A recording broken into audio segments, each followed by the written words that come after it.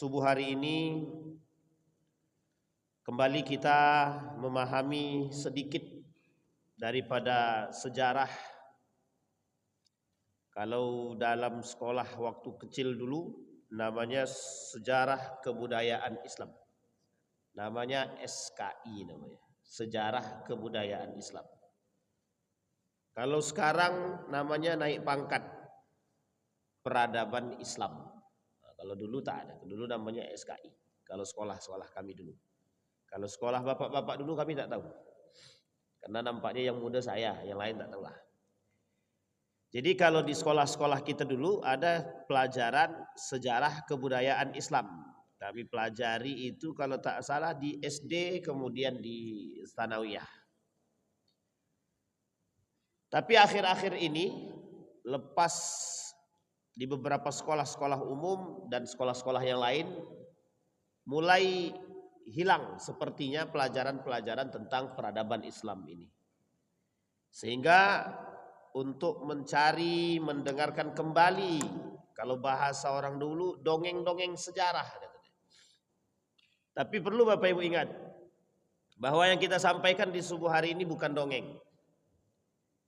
Tapi sesuatu yang sudah terjadi dan yang akan terjadi. Sesuatu yang sudah terjadi dan yang akan terjadi. Jadi memahaminya, kalau dongeng itu kita anggap sebagai asatirul awwalin, cerita-cerita orang-orang terdahulu. Tapi kalau dia sifatnya benar itu melalui nubuat. Makanya kita melihat daripada nubuat baginda Nabi Muhammad SAW, kenabian. Jadi hadis yang disampaikan oleh Nabi tentang sesuatu yang sudah terjadi hari ini dan yang akan terjadi adalah bukti kebenaran Allah Subhanahu wa taala, begitu juga kebenaran apa yang disampaikan oleh baginda Nabi Muhammad sallallahu alaihi wasallam. Baik Bapak Ibu. Di dalam hadis baginda Nabi banyak sekali. Kalau kita lihat dari hadis-hadis Nabi itu banyak sekali. Judul kita di subuh hari ini adalah apa namanya itu? Pertempuran Romawi di akhir zaman.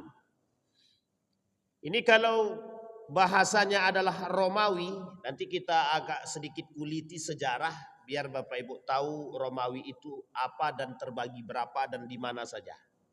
Karena kalau bicara Romawi atau bahasa lainnya Rom, itu tertulis di dalam Al-Quran, surat Ar-Rum. Nah, nanti kita coba singgung sedikit tentang surat Ar-Rum. Surat Ar-Rum ini prediksi nyata Allah 1400 tahun yang lalu. Jadi satu yang disampaikan Allah melalui Al-Quran, yang satu ditambah keterangannya melalui hadis baginda Nabi Muhammad sallallahu alaihi wasallam. Maka di sini Bapak Ibu, yang perlu kita pahami melalui nubuat Nabi tadi. Inilah yang menjadi bukti bahwa kebenaran perkataan Allah dan perkataan baginda Nabi Muhammad sallallahu alaihi wasallam. Misalkan dalam hadis baginda Nabi Muhammad sallallahu alaihi wasallam yang berbicara tentang persoalan Rum dalam bahasa apa namanya itu? Dalam bahasa Arabnya. Apa kata baginda Nabi Muhammad sallallahu alaihi wasallam? La yuftahadna lakumus Syam. Sungguh kelak kalian akan menaklukkan Syam. Syam sudah kita jelaskan berkali-kali posisi Syam tersebut. Syam itu satu karasidenan yang mencakup dari beberapa negara. Kalau istilah Jawa karasiden namanya. Di dalam satu kompleks Syam ini ada beberapa negara yang masuk dalam lingkaran Syam ini. Yordania, Syria, Lebanon, Damaskus, kemudian masuk lagi Yerusalem, Palestina, Gaza dan sekitarnya, berbatasan dengan Irak, dengan Iran, Mesir. Dan ini berbatasan, dekat. Makanya Bapak Ibu, kalau kita lihat pusat konflik dunia hari ini, ya cuma di Syam ini memang. Eropa, Turki misalkan, berada di antara dua benua. Asia sebelah kanan, Eropa sebelah kiri. Di tengah-tengahnya Bosporus. Laut. Di tengah-tengah ini laut Bosporus namanya. Sebelah kanannya Asia, sebelah kirinya Eropa. Jadi sebenarnya pusat konflik itu sudah disampaikan itu oleh Nabi di dalam hadisnya. Satu tempat yang menjadi pergeseran perpolitikan dunia. Namanya Palestina, Yerusalem. Uniknya untuk menaklukkan Palestina, Yerusalem, dia butuh negara-negara yang lain. Dan yang sebelah sini oposisi juga begitu, sama. Yang oposisi, yang lawan sama semua. Dia membutuhkan negara-negara yang lain yang harus ditaklukkan terlebih dahulu. Sebutlah misalkan Inggris dan Amerika dan beberapa negara yang ingin menaklukkan Syam tersebut atau Palestina. Maka dia harus menaklukkan daerah-daerah tertentu dulu. Kita lihat dari sejarah Persia misalkan. Persia. Ketika ingin menaklukkan Palestina, dia harus menaklukkan Islam terlebih dahulu. Setelah ditaklukkan satu sisi di antara tempat-tempat tertentu, kemudian dia merembet untuk menaklukkan daerah-daerah yang lain. Irak, masuk ke Palestina, sampai ke Palestina, ke Yordania, pegang Libanon, pegang Syria dan lain sebagainya. Terus satu-satu. Kalau sudah ditaklukkan, maka bisa menjadi satu pusat yang sudah dipegang secara kekuatan utuh. Makanya Bapak Ibu sekalian yang berbahagia, kalau berbicara tentang Syam dan pertempuran, rata-rata persoalan Syam ini adalah persoalan perperangan. Rata-rata kalau berbicara tentang persoalan Syam, dia berbicara tentang pertempuran. Baik, kemudian dahulu ada istilah Bizantium, Imperium Bizantium, Romawi. Ada dulu dua kekuatan besar, Romawi atau Rum, yang kedua Persia. Kedua-dua ini di dalam nubuat Nabi akan ditaklukkan oleh umat Muslim. Yang pertama, sebutlah dia adalah Persia. Dimulai dari Khalid bin Walid dalam perangnya Zatus Salasil. Kemudian ditambah dengan perang yang sangat menguntungkan umat Muslim, Mu'tah. Kemudian ditambah dengan perang Qadisiyah. Itu perang hanya untuk menaklukkan Persia. Tapi ada perang yang lain yang digunakan oleh para sahabat, yang dilakukan oleh para sahabat Nabi sebagian untuk menaklukkan sisi Romawi. Kalau Persia sudah, Romawi juga. Ada namanya perang Yarmuk. Sebagai akhir daripada perperangan pembuka, sebagai perperangan pembuka jalan masuk kepada Romawi tersebut. Nah sekarang pertanyaannya adalah Romawi ini, Romawi ini bukan Roma Italia ya. Jangan salah paham dulu. Ini bukan Roma yang ada di Italia. Tapi nanti apakah mereka masuk Romawi, itu adalah bagian daripada pembagian daerah saja. Sekarang kita lihat dulu Romawi. Di dalam hadis Nabi tadi, la tuftahanna, kalian kata Nabi sungguh benar-benar akan menaklukkan yang pertama Syam. Syam lingkaran tadi. Yang kedua kata Nabi akan menaklukkan Rum. Rum ini Romawi. Nanti kita lihat Romawi itu yang mana.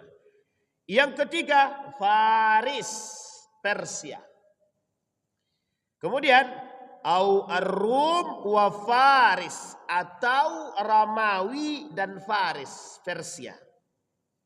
Hatta yakuna li ahadikum, sampai kalian di antara salah satu di antara kalian akan menjadi minal ibil kadza wa kadza wa minal bakari kadza wa kadza wa minal ghanami hatta yu'ta ahaduhum mi'ata dinarin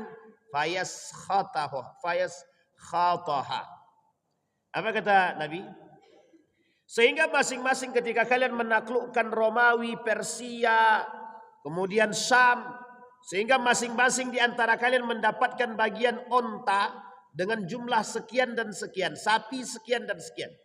Demikian juga dengan kambing. Sampai-sampai orang yang sudah mendapatkan bagian 100 dinar pun masih menggerutu dengan bagiannya itu. Nanti kita jelaskan. Ini penting untuk dijelaskan posisi tersebut. 43. Hadis tersebut berasal dari riwayat Imam Ahmad. Nomor hadis 22.547.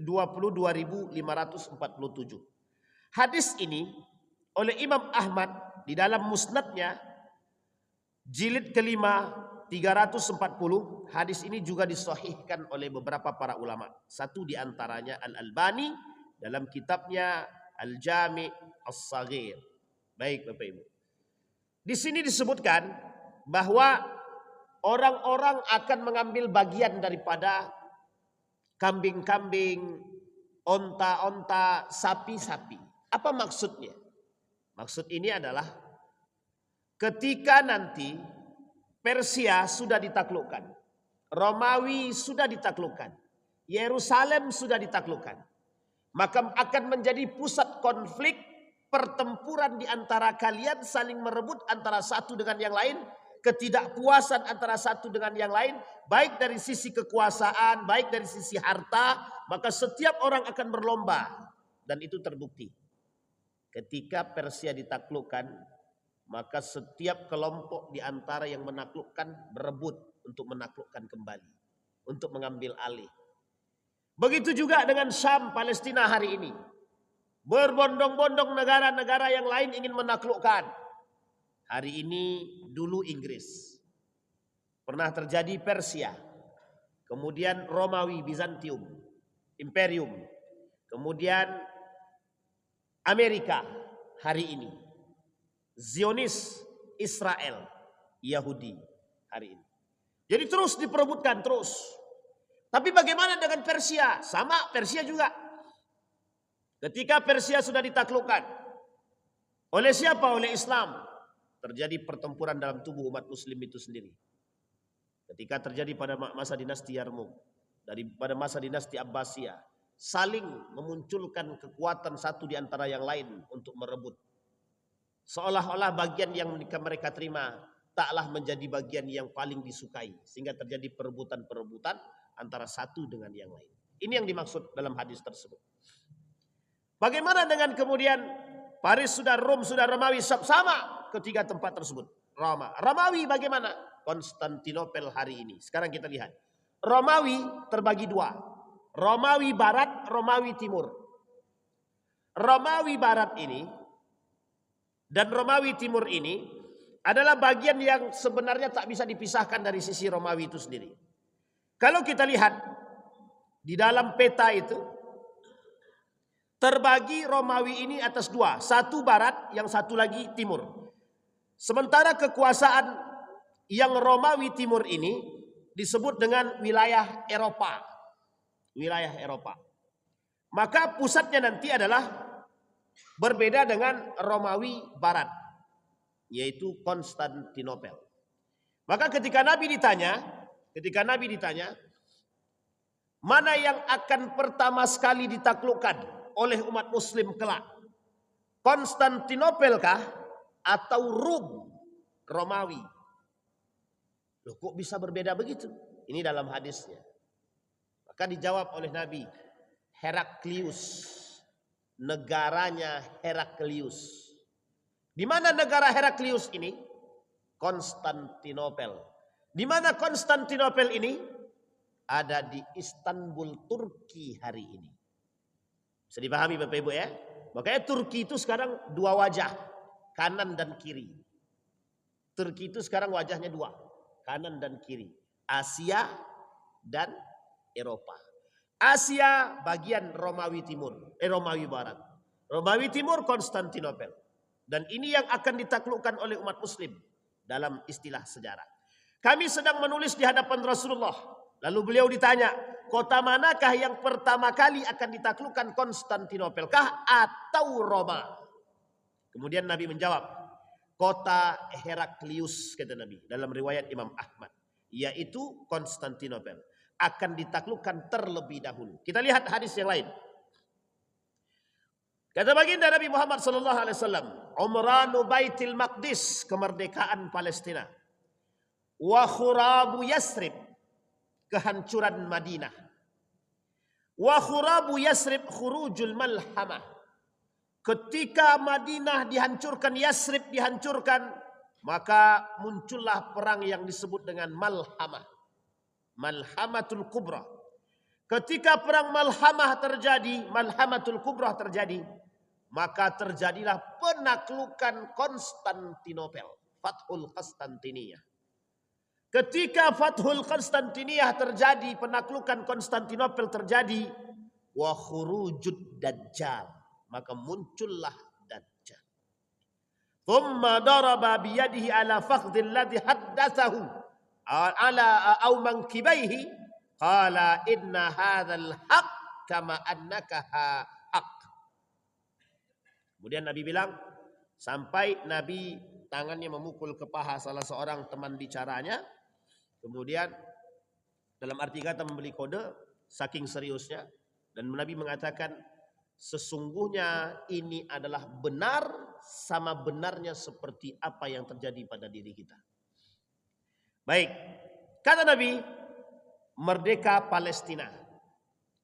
Ketika Palestina merdeka, maka khurabu Yasrib, kehancuran Madinah, muncul kehancuran bagi Madinah. Kemunculan kehancuran Madinah penyebab munculnya perang yang disebut dengan Malhamah. Malhamah ini, perang Malhamah ini adalah perang akhir zaman antara umat Muslim dengan kafir. Dan ini perang akhir, perang akhir. Siapa nanti yang berada di belakang mereka? Wallahu alam. Apakah ini orang Romawi, Yahudi, atau orang Yahudi yang berada di Romawi dan lain sebagainya? Prediksi ke depan melalui beberapa hadis baginda Nabi. Yang pertama, hadis Nabi mengatakan kelak dominasi akhir zaman itu, kata Nabi, adalah dominasi orang-orang Romawi. Pertanyaannya, siapa orang Romawi ini? Siapa mereka? Orang seperti apa? Ada hadisnya? Ada. Kata Nabi, orang-orang yang di dalam Romawi ini adalah orang-orang musyrik dan orang-orang munafik. Itu sudah disampaikan semua, Pak. Bapak Ibu percaya tak percaya? Wajib percaya.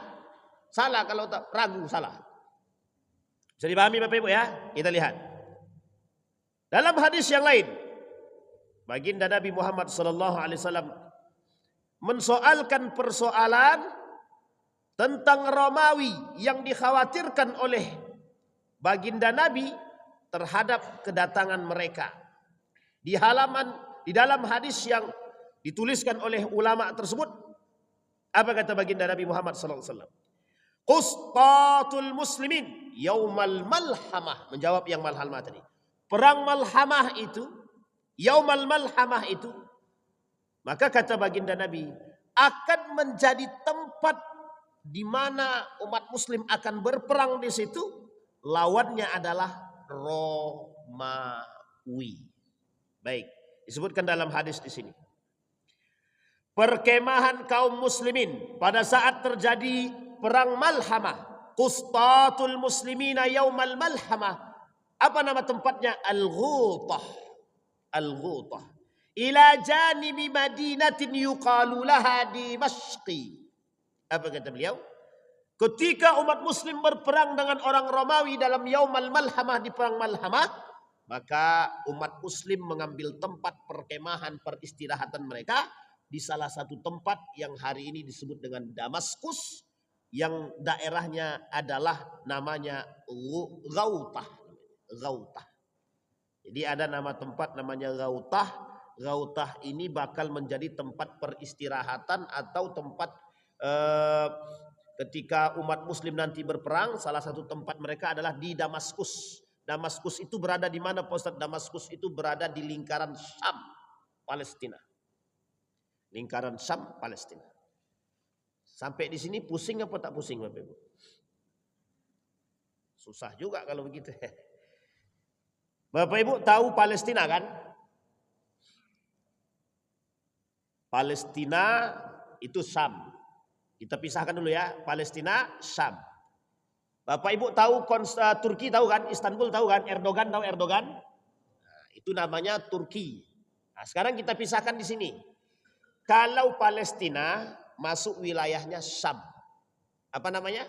Syam. Bapak Ibu tahu Iran? Iran tahu Iran? Itu Persia. Persia. Jadi Persia itu sekarang namanya Iran. Nah, pusatnya 3 negara tersebut. Turki, Iran, lah saya sebutin ya. Turki, Iran, Palestina. Ah, ini pisahkan 3 ini. Yang paling banyak disebut dalam hadis. Turki, Iran, Palestina. Palestina menyeluruh dia. Di Syam ini menyeluruh. Baik negara Palestinanya, Yerusalem ini.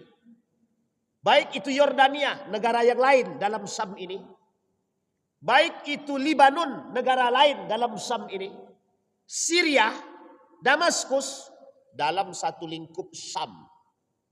Di mana di tengah-tengah itu ada satu tempat yang sangat mulia. Namanya Baitul Maqdis. Apa itu Baitul Maqdis? Baitul Maqdis itu adalah kiblat pertamanya umat muslim. Dan seluruh umat-umat yang lain. Maka disebut apa dia? Tempat tersuci ketiga. Setelah mana? Masjidil Haram, Makkatul Mukarramah, Masjidin Nabawi, Madinatul Munawwarah. Yang ketiga, Baitul Maqdis, Palestina, Yerusalem. Nah, sampai di sini bisa dipahami ya. Maka pisahkan 3 tadi. Istanbul, Turki. Hari ini dulu namanya Konstantinopel. Pusat kekuasaan Heraklius, Romawi pada masanya. Nah, jadi Romawi itu mana Ustadz? Singkatnya adalah inilah Turki sekarang. Itu Romawi dulu yang besar. Ini dia Turki. Nah, Turki ini dulu Romawinya terbagi 2. Satu sebelah Bosporus sebelah kiri yang ada Istanbulnya. Itu Romawi Timur namanya. Yang kedua bagian Asia setelah bagian Asia tadi yang masuk ke wilayah Asia sedikit. Itu masuknya Romawi Barat namanya. Ketika itu. Waktu itu. Nah, nanti yang pertama kali ditaklukkan di antara 2 ini. Itu bukan yang bagian Asia. Nanti ya, nanti. Tapi pertama kali ditaklukkan adalah Konstantinopelnya dulu. Istanbul Turkinya. Kapan? Nanti. Kapan itu nantinya? Setelah Palestina ini merdeka. Tunggu Palestina merdeka dulu. Kalau dalam prediksi tahun depan, tunggu aja. Berarti semakin dekat kiamat Ustaz? Mungkin. Kalau semakin jauh itu mustahil. Kan begitu. Bisa dipahami Bapak Ibu ya? Nah, yang sudah pernah ke Turki, mesti ada namanya kota besar. Istanbul. Yang digadang-gadangkan dan disenang-senangi oleh para wisatawan. Baik dari negara manapun, termasuk Indonesia. Kemana umrohnya? Turki. Kalau tidak ke Istanbul, tidak ke Turki namanya. Ah, itu namanya. Bisa dipahami ya? Kemudian ada negara ketiga, namanya Persia. Dulu namanya Persia, sekarang namanya Iran. Syiah Ustadz, jangan bahas Syiahnya. Kita tak bahas Syiah pagi ini. Nah, kita bahasnya Iran Persianya. Sekarang pertanyaannya muncul. Mengapa kok 3 ini dalam hadis Nabi? Ah, ini yang harus kita bahas. 3 inilah pusat kekuasaan dunia pada masanya. Sekarang kita sebut. Ada nggak dalam sejarah di situ disebutkan Amerika? Nggak ada. Ada nggak dalam sejarah disebutkan Belanda? Tidak ada. Adakah dalam sejarah disebut, dalam sejarah Islam ini, kekuasaan dunia pada masanya, peradaban pada masanya? Ada nggak disebut Inggris? Nggak ada. Inggris, Amerika belakangan datang. 1900-an. Perang dunia pertama, perang dunia kedua, perang dunia akhir yang akan ketiga ini. Tapi situ tak masuk, tidak masuk. Bisa dipahami ya? Nah, sampai di sini bisa dipahami Bapak Ibu. Kapan kok bisa mereka ini berkuasa? Kok ada Inggris, kok ada Amerika, kok ada Belanda? Ini perluasan wilayah, ekspansi pada masa sahabat Nabi. Ketika Persia terbuka, ketika Konstantinopel Turki ini sudah mulai dikuasai, disinilah saatnya Muhammad Al-Fatih membuka jalan untuk menguasai negara-negara Eropa bagian barat dan bagian timur. Di mana itu? Andalusia pemula, Granada pada masanya. Bisa dipahami, kerajaan-kerajaan Islam yang ada di bagian barat Eropa. Dimulai dari Granada, Andalusia, ini Spanyol, kerajaan-kerajaan yang ada di Eropa, pembuka jalan. Kapan pembuka jalan itu? Ketika terjadi perang antara Muhammad Al-Fatih dalam menaklukkan Konstantinopel, bagian daripada Romawi Timur yang ada Istanbul Turkinya hari ini. Bisa dipahami sampai sini Bapak Ibu ya? Ini sejarahnya. Makanya muncullah negara-negara yang lain ini sebagai penguasa itu setelah nampak Turki ini berkuasa dan Islam mulai berkuasa dan memperpanjang melakukan ekspansi terkhusus pada saat perang terkhusus pada masa dinasti Andalusia.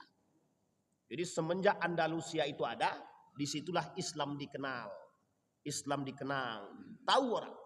Makanya ada istilah buku Hanum Salsabilah Rais. Siapa itu Hanum Salsabilah Rais itu? Perempuan. Yang jelas perempuan dulu. Anak siapa? Anak Amin Rais. Apa judul bukunya? 99 Cahaya di negeri Eropa, kalau saya tak salah. Kalau itu salah ya salah, betul lah berarti itu. Intinya tentang melihat napak tilas Islam yang ada di Eropa. Satu di antara tempat yang dikunjungi oleh beliau adalah peninggalan Andalusia. Jadi kalau kita bilang Islam ini disampaikan oleh Nabi akan menaklukkan setengah dunia, sudah terjadi. Sudah terjadi. Kapan itu? Pada masa kepemimpinan Islam. Sekarang kita lihat negara mana yang tidak, dari 3 kekuasaan besar tadi, mana yang tidak ditaklukkan oleh Islam. Ada 2 di antara Palestina atau Syam, Iran, ini Turki, Romawi.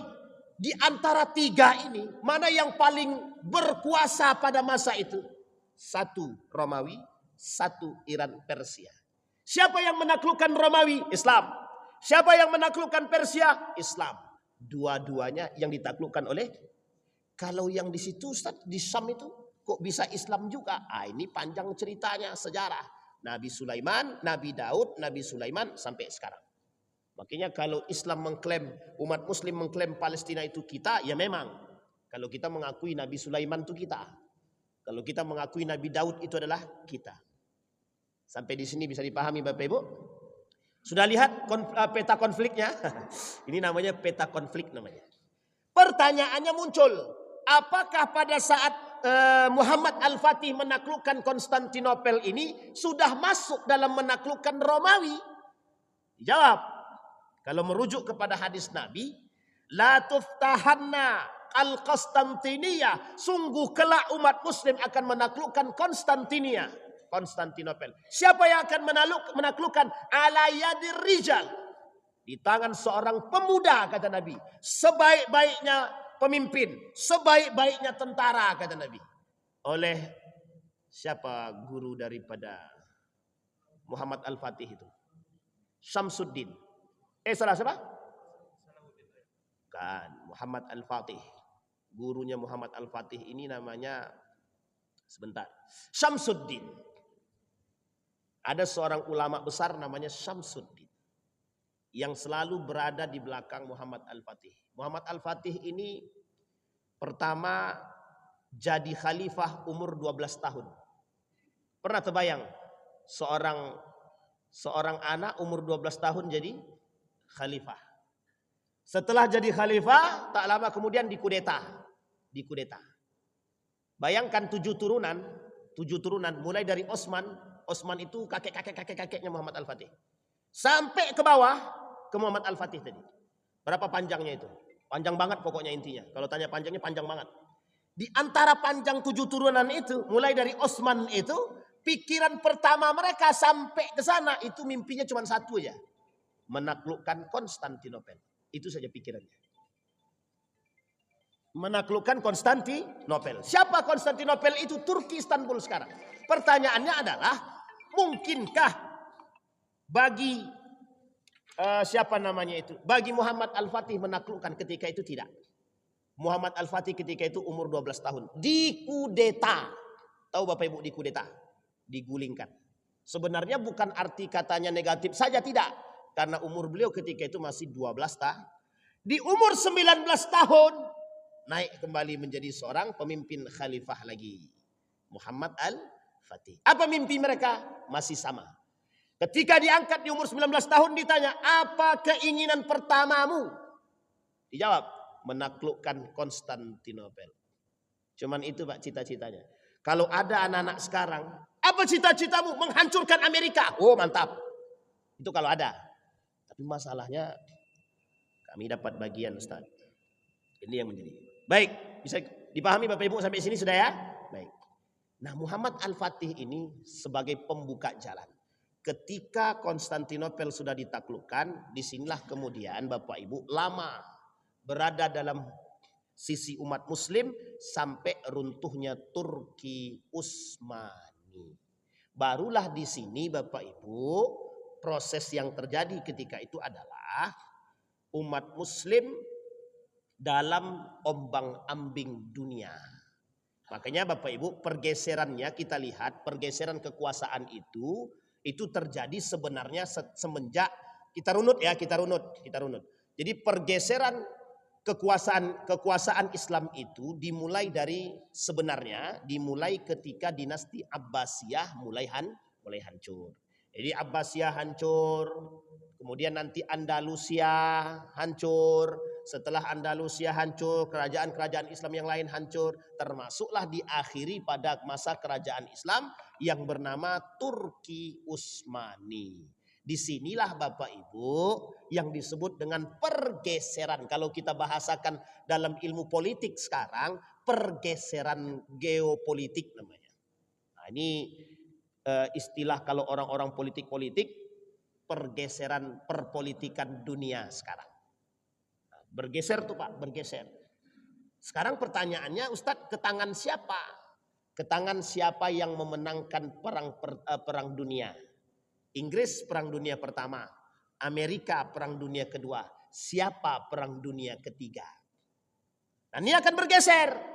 Maka prediksi para ulama ada. Oh, itu perang dunia ketiga itu nanti adalah perang terakhir, Malhamatul Kubra. Ya ada yang memprediksi, silahkan. Oh, itu perang antara Iran dengan Amerika, yang lain ngikut. Ya silahkan, itu prediksi. Sehingga orang mengatakan, oh ini adalah perang politik. Bisa jadi. Ini adalah perang ekonomi. Mungkin sangat. Ini adalah perang agama. Itu memang pasti. Bisa dipahami. Oh ini adalah penaklukan kekuasaan ekspansi setiap negara. Benar adanya. Semua yang disampaikan itu betul semua. Perang politik, perang pemikiran, perang fisik, perang ekonomi, perang ini. Benar semua. Nggak ada yang salah. Semua benar. Setiap negara punya satu yang disebut dengan ekspansi, perluasan wilayah. Dan satu-satunya tempat yang menjadi pusat konflik dunia yang harus diperluas adalah yaitu Palestina. Persia pernah menguasai Palestina? Pernah pada masanya. Romawi pernah menguasai Palestina? Pernah pada masanya. Ketika Persia ditaklukkan, Palestina otomatis menjadi bagian. Ketika Romawi ditaklukkan, Palestina juga otomatis menjadi bagian. Karena kedua negara ini pernah berkuasa dan memegang tersebut. Apakah ada negara lain Islam yang menguasai itu? Dalam catatan sejarah tidak ada disebut di situ Oman, Qatar, Saudi Arabia, Bahrain, enggak ada. Bisa dipahami? Yang populer di telinga dalam beberapa hadis Nabi, Yordania, Irak, Iran, Timur. Bisa dipahami Bapak Ibu? Ini sejarah. Bapak Ibu boleh cek. Ada nggak dalam bahasa Arab itu di hadis-hadis Nabi tentang Belanda? Nggak ada. Amerika nggak ada. Inggris nggak ada. Persia ada. Romawi ada. Konstantinopel ada. Sebut ada banyak. Syam, Palestina ada. Yordania ada. Irak ada. Syria ada. Dalam sejarah. Itu peta konfliknya Pak.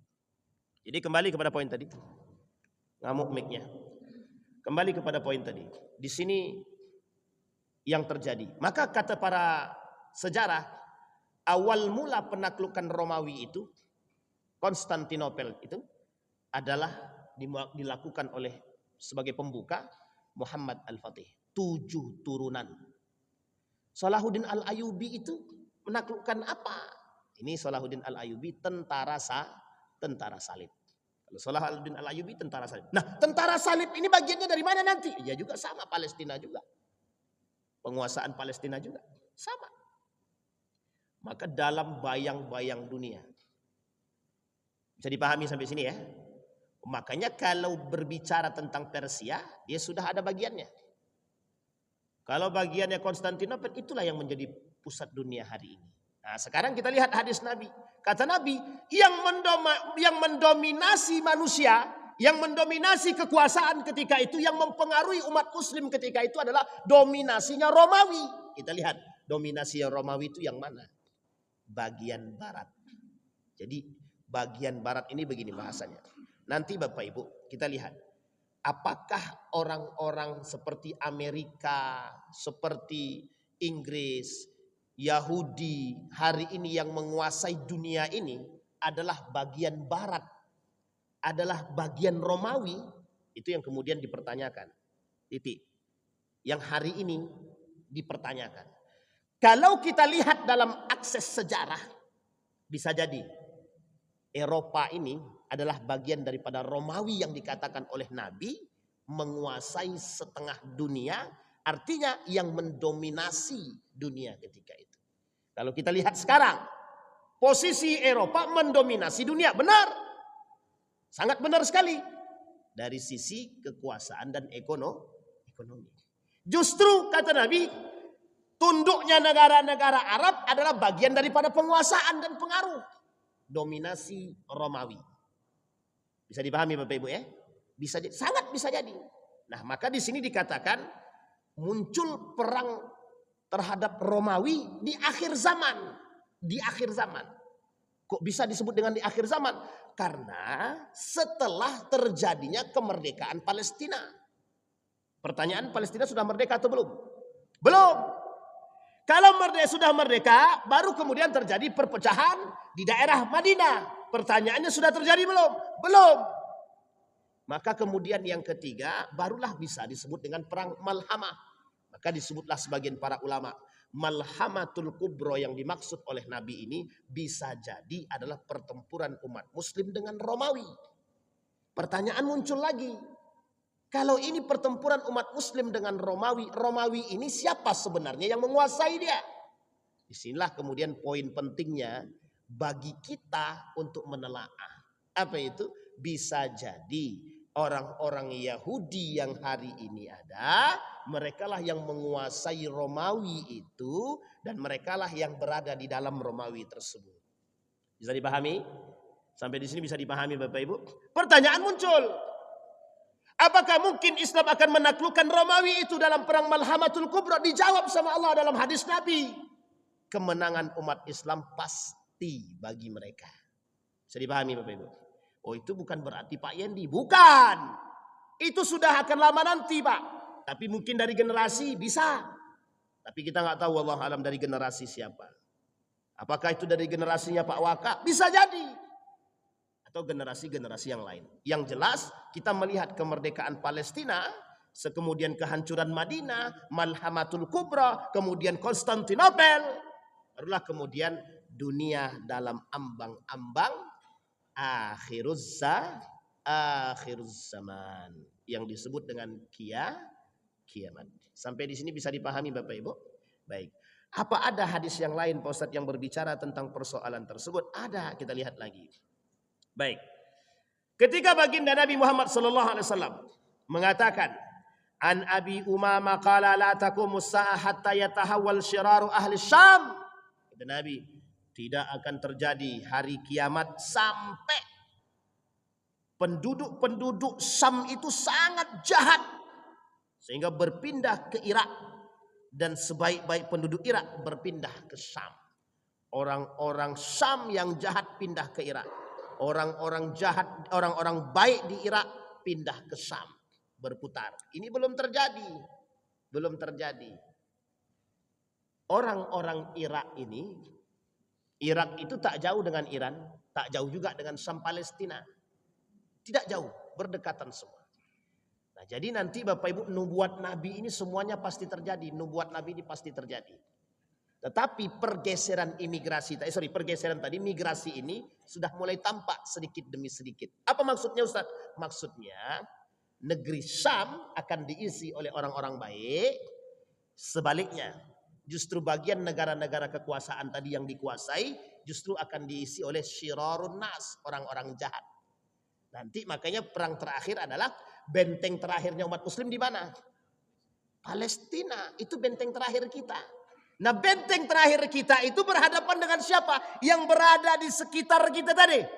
Yang dikuasai oleh Romawi, yang di daerah-daerah tersebut sudah jahat-jahat manusianya. Termasuk bagian kecilnya adalah Irak. Irak. Sekarang lihat hadis Nabi yang lain. Apa kata hadis Nabi yang lain? Mana negara yang berkhianat kelak terhadap umat muslim di akhir zaman? Negara yang berkhianat kepada umat muslim kelak di akhir zaman, kata Nabi, Romawi. Itu Nabi yang bilang. Pertanyaannya, Romawi mana Ustaz? Baratkah, timurkah? Bagian Eropakah atau bagian Asiakah? Kedua-duanya. Penguasaan dunia. Jadi Bapak Ibu bisa kebayang kan? Kebayang maksudnya, oh nanti merdeka Palestina berarti pengkhianatan tetap berjalan. Masih ada. Sampai nanti muncul perang dunia. Bukan sampai nanti namanya muncul perang Malhamatul Kubra. Perang terakhir perperangan. Udah gak ada lagi perperangan setelah itu. Setelah perperangan itu terjadi, barulah terjadi penaklukan Konstantinopel yang terakhir tanpa ada pertumpahan darah. Ini yang disebut dengan penaklukan Romawi terakhir di akhir zaman. Nah, kalau ini sudah terjadi, sudah mulai bermunculan taring-taring pengikut dan dimulai dulu dari pengikut-pengikutnya. Sudah lengkap pengikutku yang 7 itu, kata Dajjal, baru aku keluar, kata dia. Tengok sebelah kanan, bagian sisi utara daripada Romawi. Tengok sebelah kanan, sebelah kiri, tengok di Mekah, tengok di Madinah, tengok di negara-negara yang di pesisir 3 tadi. Baik Romawi, baik Iran, Persia, baik itu di Syam, tidak di Mekah ya, tidak di Madinah. Tengok. Muncullah di situ di antara segitiga tadi yang disebut dengan Dajjal. Nah, dari mana di antara 3 ini muncul? Di sini dia Pak. Khurasan, provinsi yang berbatasan dengan negara-negara yang di Syam tadi, antara Irak juga dan Mesir juga. Ada provinsi di Iran itu namanya Khurasan. Nah, oleh Nabi disebut dari Khurasan ini keluar Dajjal. Khurasan ini keluar Dajjal. Di Isfahannya keluar pengikutnya. Nah, pengikut-pengikut ini nanti yang bersama yang mengangkat Dajjal. Bisa dipahami Bapak Ibu? Di perbatasan itu juga ada pengikut Dajjalnya. Khusus di daerah Irak tadi. Di daerah Irak ini juga muncul nanti pengikut-pengikut Dajjal. Makanya Bapak Ibu, orang-orang munafik itu berada di sekitar situ. Termasuklah nanti di 3 daerah terbesar ini adalah pusatnya Pak. Makanya kalau saya boleh melihat, nah kok bisa Nabi cuma mengatakan 3 daerah ini tersebut. Baik itu Persia, baik itu Romawi, baik itu Syam, Palestina. Pernah Nabi sebut Yaman dalam persoalan konflik? Tidak ada. Pernah Nabi sebut Hijaz dalam peta konflik? Tak ada. Nabi cuma katakan kelak dihancurkan. Ya, negara kota yang ketika gempa bumi besar terjadi di hari kiamat, yang hancur pertama itu mana? Mekah, Madinah. Tapi kapan? Setelah hancur semua. Lah Indonesia kapan? Ya tunggu tanggal main Pak. Dan itu masih ada. Semuanya pasti dapat bagian. Tapi dalam hadis Nabi ini semua disampaikan di situ. Nah, apa kaitannya dengan ayat Al-Quran Ustaz? Yang kaitannya dengan ayat Al-Quran yang tentang surat Ar-Rum. Nah, disebutkan Nabi ini tafsir sendiri oleh Nabi, oleh para sahabat, para ulama-ulama mufassirin. Ini adalah nubuatnya baginda Nabi melalui hadisnya, sekaligus pembenaran dan kebenaran akan perkataan Allah Subhanahu wa taala. Ulibatir Rum. Apa kata Allah dalam Al-Quran? Alif Lam Mim. Rum, Romawi akan ditaklukkan dan dikuasai. Siapa yang menguasai? Umat Muslim. Sekarang dalam catatan sejarah, berapa kali Romawi ditaklukkan umat Muslim kelak? 1 pada masa Al-Fatih, yang kedua di akhir zaman. Ada sebagian pengamat sejarah mengatakan ketika Muhammad Al-Fatih membuka jalan itu bukan bagian daripada penaklukan. Tapi kalau kita boleh lihat dalam sisi yang lain, seperti Ishaq misalkan, itu mengatakan Romawi itu ditaklukkan dua kali. Satu pada masa Muhammad Al-Fatih, yang kedua yang terjadi di akhir zaman nanti. Bisa dipahami Bapak Ibu ya? Nah pertanyaannya Ustadz muncul lagi. Siapa yang menaklukkan itu? Pemuda seperti apa? Orang seperti apa yang akan menaklukkan yang kedua kalinya Romawi tersebut? Setelah terjadi perang besar. Antara siapa? Umat Muslim dengan siapa? Yahudi yang berdiri di posisi Romawi tersebut. Jadi perang terakhir kita disebut dengan Malhamatul Kubra. Diprediksi dalam hadis yang lain Malhamatul Kubra itu perangnya umat Muslim dengan Romawi terakhir. Bisa dipahami Bapak Ibu? Nah, baik. Fi adnal ardi wa hum min ba'di ghalabihim sayaghlibuna fi bid'i sinina lillahi al-amru min qablu wa min ba'du ya wa yauma idh yafrahul mu'minin. Ketika itu orang-orang mukmin bergembira dan berbahagia. Kalau kita tarik ayat ini untuk Muhammad Al-Fatih, cocok. Kalau kita tarik ayat ini untuk kelak yang akan datang, kepastian kemenangan bagi umat Muslim, pasti cocok. Jadi kemenangan umat Muslim dan penaklukan Romawi itu pasti akan terjadi dan pasti akan dilakukan oleh orang-orang yang beriman. Intinya Bapak Ibu sekalian yang berbahagia, yang pertama tidak ada istilah kita keluar dari perperangan, nggak ada. Jadi perang itu dari dulu sampai sekarang sampai akhir zaman akan terus terjadi. Yang kedua, jihad itu akan selalu dibutuhkan. Yang ketiga, umat Muslim ini jangan sampai tertipu oleh dunia. Ini orang mukmin bukan Muslim, mukmin. Tidak boleh tertipu oleh urusan dunia. Yang keempat, persoalan Dajjal media hari ini adalah bagian daripada program untuk menipu umat. Jadi Bapak Ibu, sampai hari ini saja kita bisa katakan banyak orang di antara kita yang tidak tahu mana Romawi, mana Persia, mana itu Turki, mana itu Syam, mana itu Yahudi, mana itu Muslim, tidak tahu. Semuanya sama saja. Makanya Bapak Ibu, di dalam hadis Nabi tadi disebutkan, yang akan mendominasi itu, perangnya itu banyak dan sedikit. Orang Romawi, orang kafir, orang Yahudi itu semuanya banyak nanti. Kita sedikit. Yang sedikit ini namanya yang beriman namanya. Yang beriman. Nah, inilah yang selamat nanti. Yang selamat itu. Dalam sejarah selalu yang sedikit itu yang menang atas yang banyak. Pernah Bapak Ibu lihat dalam sejarah Islam itu jumlah umat Muslim lebih banyak dari musuh? Pernah nggak? Nggak pernah kan? Dalam sejarah ya, dalam sejarah. Pernah nggak umat Muslim itu dalam sejarah perperangan jumlah musuh lebih sedikit daripada jumlahnya umat mukmin? Nggak pernah. Hampir tidak pernah. Selalu tersedih tapi selalu menang. Jadi kita kalau ditanya, pernahkah mukmin ini punya mental pemenang? Bukan punya lagi, memang itu milik kita. Tapi kok sekarang mentalnya feodal dan pecundang? Tergantung pada pribadi masing-masing. Kembali kepada diri kita masing-masing. Bisa dipahami Bapak Ibu? Baik, sudah siap untuk menghadapi Romawi ini? Yakin. Harus yakin. Maka Bapak Ibu terus istiqamah dalam menaklukkan, terus istiqamah dalam memboikot produk-produk yang akan berafiliasi kepada munculnya Romawi. Ini munculnya penjahat-penjahat di akhir zaman ini bagian daripada mereka yang akan merusak kita dan kita yang akan istiqamah menjaganya sebisa kita dan semampu kita. Meskipun mungkin kita bukan pilihannya, tapi setidaknya kita yang mencetak generasi-generasinya. Mudah-mudahan apa yang saya sampaikan ini bisa menjadi pembuka sejarah bagi kita, pembuka mata bagi kita, agar kita punya keinginan mencetak generasi-generasi pejuang seperti Muhammad Al-Fatih, Salahuddin Al-Ayyubi, Abu Usama, Ibnu Mas'ud, Khalid bin Walid dan lain sebagainya. A'udzubillahi minasyaitonir rajim. Bismillahirrahmanirrahim. Hamdan syakirin, hamdan naimin, hamdan yuwafi ni'amahu wa yukafi'u mazidah ya Rabbana lakal hamdu kama yanbaghi li jalali wajhikal karim wa azim sultanik. Allahumma faqihna fid din wa alimna ta'wil. Allahumma ighfir lana dhunubana wa dhunuba walidina warhamhuma kama rabbayana shighara. Allahumma arinal haqqa haqqa warzuqna ittiba'ah wa arinal batila batila warzuqna ijtinabah ya arhamar rahimin. Rabbana atina fid dunya hasanah wa fil akhirati hasanah wa qina adzabannar. Walhamdulillahirabbil alamin. Assalamualaikum warahmatullahi wabarakatuh.